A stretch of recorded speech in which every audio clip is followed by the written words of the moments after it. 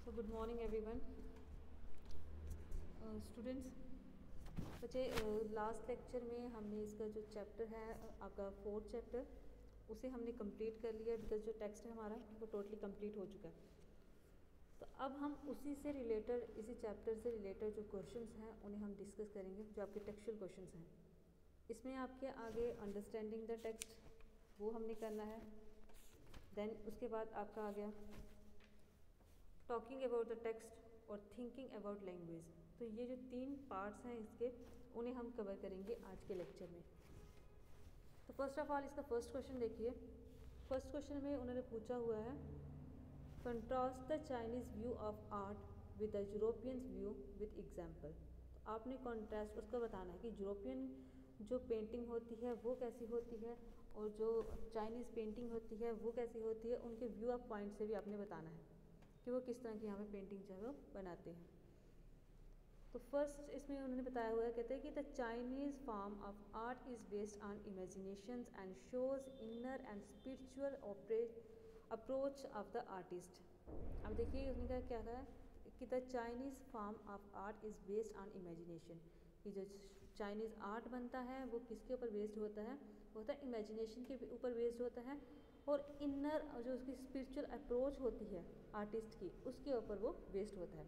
जैसे हमने लेक्चर में पढ़ा था कि वो क्या हुआ था, वो जो पेंटर था, चाइनीज़ पेंटर था, जब वो एम्परर को अपनी पेंटिंग बता रहा था तो उसमें उसने जो चीज़ें बनाई हुई थी वो तो उसने शो करवाई, लेकिन वो भी चीज़ें वो दिखा रहा था जो उसने क्या किया था, नहीं बनाई हुई थी। तो उसमें इमेजिनेशन ज़्यादा होती है। जो चाइनीज़ बनाते हैं पेंटिंग्स उसमें इमेजिनेशन ज़्यादा होती है और वो इतने उसमें डीपली चले जाते हैं, अपनी इतनी इमेजिनेशन लगाते हैं कि मतलब जैसे होता है ना कि किसी इंसान का एक ध्यान लग जाना, भगवान की तरफ जैसे हम ध्यान लगा देते हैं, इसी तरह से उनकी जो पावर थी वो बहुत ज़्यादा मतलब स्ट्रांग हो जाती है। इतनी ज़्यादा उसकी हुई कि वो उस पेंटिंग्स के अंदर ही चला गया। इतनी ज़्यादा उसकी जो स्ट्रांग पावर थी उस टाइम, इमेजिनेशन जो उसने की बहुत ज़्यादा स्ट्रांग थी कि उसकी वजह क्या मतलब उसी टाइम उसका ध्यान लग गया तो वो उसी पेंटिंग के अंदर चला गया। तो ये जो चाइनीज़ बनाते हैं वो इस तरह की पेंटिंग बनाते हैं। नेक्स्ट कहता है कि whereas the European art form is a real and reproduced and actual view of the point from the landscape. और ये जो बनाते हैं, जो यूरोपियन बनाते हैं, इनका क्या होता है, रियल होता है और एक्चुअल व्यू ऑफ पॉइंट होता है, मतलब जो हमें दिखे, जो चीज़ें ये बनाते हैं और वही हमें दिखती हैं। इनकी पेंटिंग्स इस तरह की होती हैं यूरोपियन की, लेकिन जो चाइनीज़ होते हैं उनकी पेंटिंग्स इस तरह की नहीं होती। उनमें इमेजिनेशन जो है वो ज़्यादा करनी पड़ती है। बनाते वो कम हैं, ठीक है, बनाते कुछ और टाइप के हैं, लेकिन इमेजिनेशन वो अलग तरीके से हमें करवाते हैं। तो उनकी अलग होती है और इनकी जो होती है वो बिल्कुल रियल। जैसे इन्होंने अगर कोई फ्लावर बनाया है तो फ्लावर ही हमें दिखेगा। कोई एक्स्ट्रा हमें ये नहीं कहेंगे कि फ्लावर के अंदर जो है वो देखो क्या बैठा हुआ है, क्या नहीं बैठा हुआ, क्या चीज़ है फ्लावर के अंदर, वो चीज़ें हमें नहीं बताएंगे यूरोपियन। लेकिन जो चाइनीज़ वाले हैं वो इमेजिनेशन ज़्यादा करते हैं। तो इनकी जो चीज़ होती है, यूरोपियन की जो चीज़ होती है वो टोटली रियल होती है।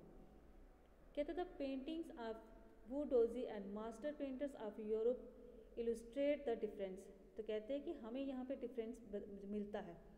जैसे चाइनीज़ ने जो पेंटिंग बनाई थी, वू डोजी ने जो पेंटिंग बनाई थी उसकी पेंटिंग कैसी थी, और वो जो मास्टर था, ठीक है, वो जो ब्लैक स्मिथ था उसने जो पेंटिंग बनाई थी उसकी पेंटिंग कैसी थी। इन दोनों की पेंटिंग से हमें इनका डिफरेंस पता चलता है, क्योंकि वो जो मास्टर था, मास्टर जो था, उसने पेंटिंग जो बनाई थी वो बिल्कुल रियल बनाई थी।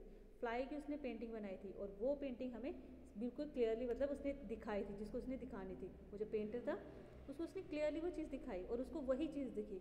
लेकिन जो उसने बनाई थी चाइनीज़ ने, वू डोजी ने जो बनाई थी उसकी पेंटिंग में वो चीज़ नहीं थी, जो वो दिखा रहा था वो चीज़ उस पेंटिंग में नहीं बनी हुई थी, वो इमेजिनेशन से वो चीज़ें किंग को दिखा रहा था। तो ये है इसका कि क्या डिफरेंस होता है यूरोपियन और चाइनीज़ पेंटिंग में। तो इसमें चाइनीज़ में इमेजिनेशन होती है, लेकिन यूरोपियन में क्या होती है, रियलिटी होती है। नेक्स्ट क्वेश्चन इसका, explain the concept of shanshui. तो सेंशुई जो है वो क्या है। तो shanshui is a Chinese concept of art. तो ये एक चाइनीज़ कंसेप्ट है किसका, आर्ट का, which means mountain and river. और जिसका क्या मतलब है, सेंशुई का मतलब क्या है, माउंटेन एंड वाटर। तो ये आर्ट है, यहाँ पे चाइनीज़ आर्ट के ये कंसेप्ट है, तो जिसका मतलब क्या होता है, mountain and water. It is based on to gathers represent the word landscape, और दोनों जो है दोनों वर्ड मिलके माउंटेन और वाटर जो है वो किसको रिप्रेजेंट करते हैं, लैंडस्केप को। लैंडस्केप में यही चीज़ें होती है ना, खूबसूरती दिखाई जाती है, माउंटेन्स दिखाई जाते हैं, रिवर्स दिखाई जाती हैं, स्काई दिखाया जाता है। तो कहते हैं ये जो दोनों चीज़ें हैं वाटर और माउंटेन जो हैं दोनों मिलके किस चीज़ को रिप्रेजेंट करते हैं, लैंडस्केप को। कहते हैं the two complementary poles yin and yang of an image reflect the Daoist view. तो कहते हैं ये जो दोनों चीज़ें हैं, जो कम्प्लीमेंट्री पोल्स यहाँ पे बताए गए हैं, उसने हमें कंसेप्ट क्लियर करने की कोशिश की थी ना कि जिन क्या है, जैंग क्या है। एक को रिवर उसने कहा था, एक को उसने माउंटेन कहा था। तो उसने ये किसकी रिफ्लेक्ट बनाई थी, डाओइस्ट की। डाओइस्ट की इमेज बताने की हमें कोशिश की थी। तो डाओइस्ट मैंने कल भी आपको बताया था कि क्या होता है, इनर पाथ जो आपका होता है, ठीक है, उसको बोला जाता है इमेजिनेशन जो आपकी होगी इनर। तो कहते हैं कि उसके बारे में कहा गया।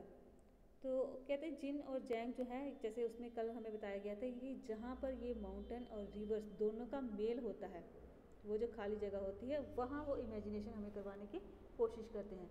जैसे क्या होता है, जैसे वो ये जो होते हैं जोगी जो होते हैं, तो वो क्या करते हैं, वो भी तो मतलब जोग करते हैं। तो जब जोग करते हैं तो एक बार सांस को लेते हैं, एक बार उस सांस को छोड़ते हैं, लेकिन जब वो सांस को रोकते हैं बीच में, तो जब रोकते हैं उसी टाइम वो भगवान की तरफ ध्यान लगा लेते हैं।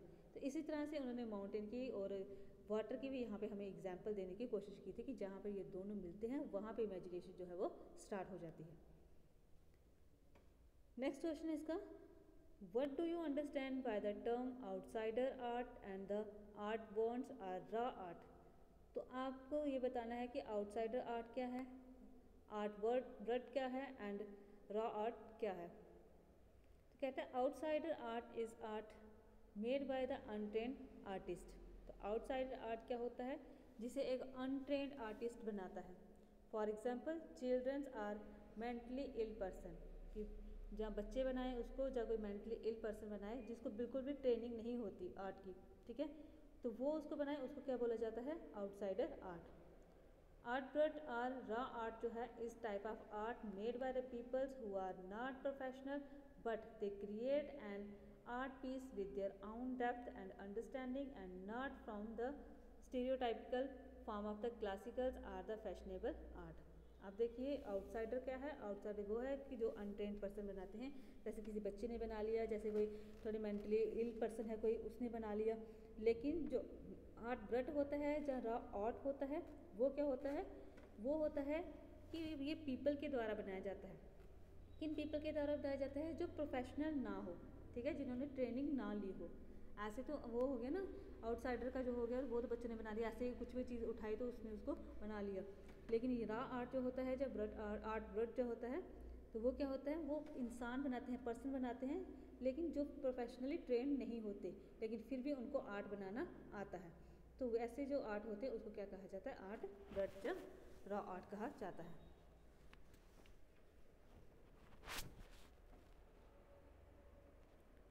नेक्स्ट क्वेश्चन इसमें,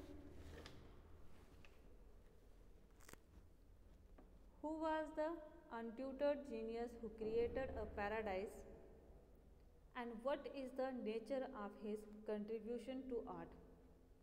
तो untutored genius जो है जिसने पैराडाइज बनाया था वो कौन है, and what is the nature of the contributions to art? तो आर्ट में उसका क्या कंट्रीब्यूशन है वो भी बताना है। तो कहते हैं untutored genius who created a paradise was Nek Chand. तो हमने उसमें पढ़ा था ना कल स्टार्टिंग में कि उसमें क्या करते हैं, सॉरी एंडिंग में जो उसमें आर्टिकल लिखा हुआ था। तो कहते हैं कि जो नेकचंद है उस टाइम वो क्या बना रहा था, पैराडाइज बना रहा था, ठीक है। कहते हैं he was an 80 years old creator directors who made the world famous rock gardens in Chandigarh.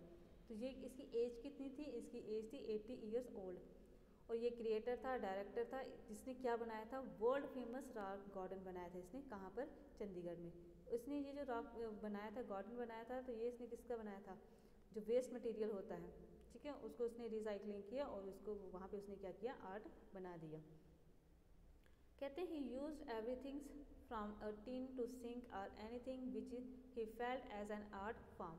कहते हैं इसने जो यूज़ की थी, इसने टिन जो था उसको यूज़ कर लिया, सिंक का इसने यूज़ कर लिया सिंक करने के लिए, sorry a tin to sink, जो टिन था उसको सिंक करने के लिए इसने यूज़ किया, और anything which he felt as an art form, कि जो भी चीज़ें आर्ट के लिए यूज़ होती थी वो उसने वहाँ पे यूज़ की।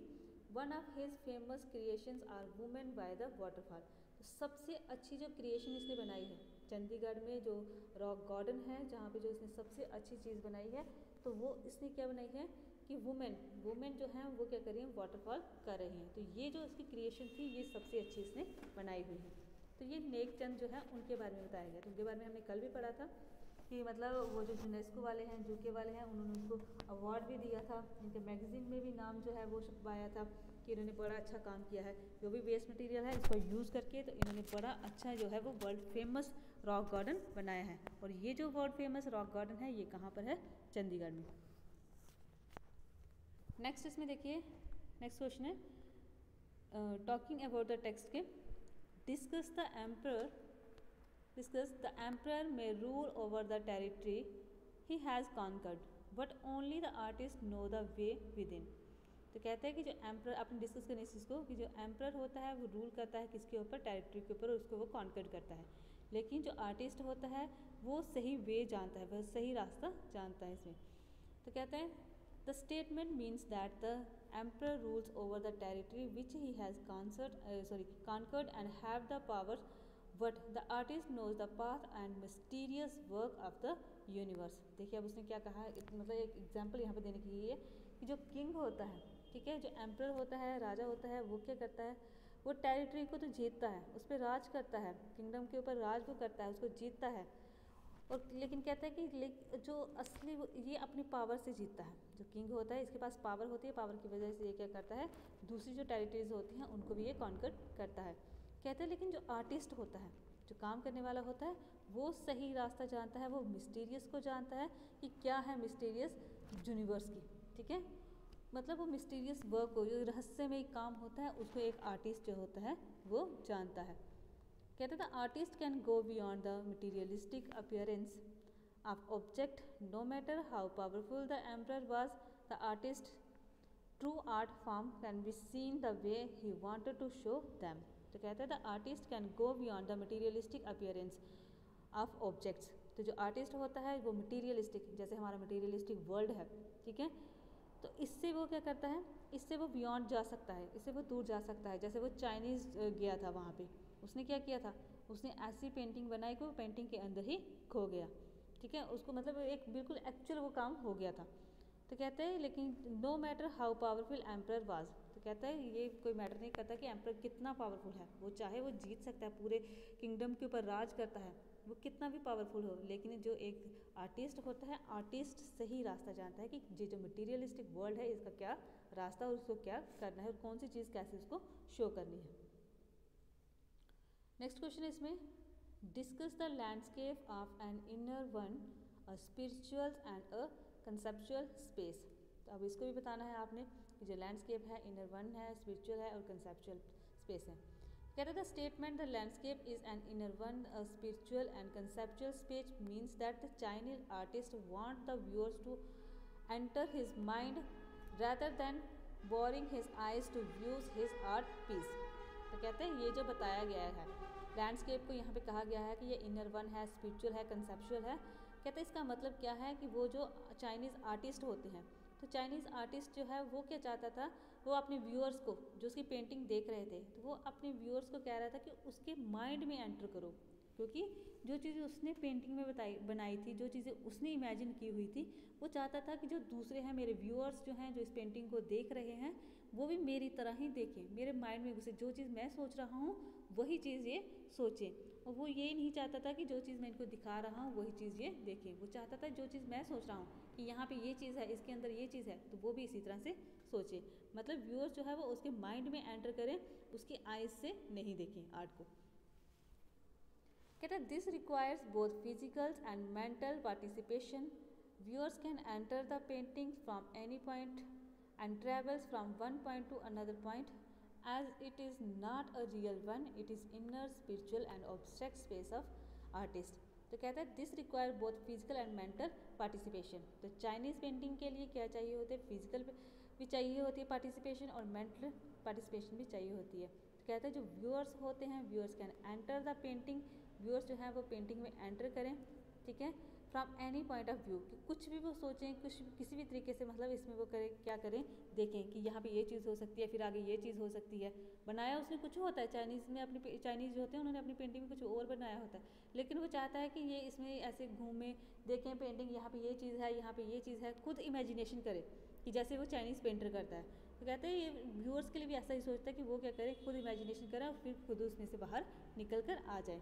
तो कहते हैं इसी चीज़ को कहा गया है real one, it is inner spiritual and abstract space of artist. Next question है इसके, थिंकिंग अबाउट लैंग्वेज। कहता find out the correlates of yin and yang in other cultures. तो जिंग और जैंग जो है वो आपने बताना है। In India culture yin which is respective and female part and yang which is masculine and male part of known as Maya and Brahma.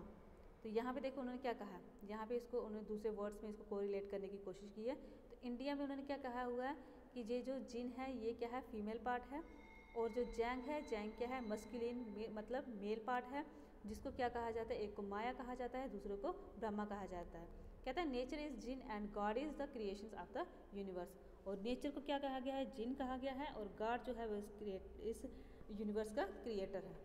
कहते हैं likewise yin yang the combination of Maya and Brahma create a word. इसी तरह से जिन जैंग जो है ये दोनों combination किसका है, माया और ब्रह्मा का, जो क्या बनाते हैं, वर्ल्ड को बनाते हैं। नेक्स्ट क्वेश्चन है इसमें, what is the language spoken in Flanders. तो फ्लैंडर्स जो है वो क्या है, कहता है French language is spoken in Flanders which is situated in Belgium. तो फ्रेंच लैंग्वेज जो है वो फ्लैंडर्स मतलब is spoken in Flanders, Flanders में वो बोली जाती है, जो कहाँ पर है, बेल्जियम में सिचुएटेड है। तो ये बेटा आपके कुछ टेक्सचुअल क्वेश्चंस थे जिन्हें हमने कंप्लीट किया। तो नेक्स्ट लेक्चर में हम इसी लेक्चर के कुछ इम्पॉर्टेंट क्वेश्चंस जो होंगे, थोड़े लॉन्ग क्वेश्चंस जो होंगे, उन्हें हम डिस्कस करेंगे। तो थैंक यू बच्चे, thank you for listening and watching and have a nice day.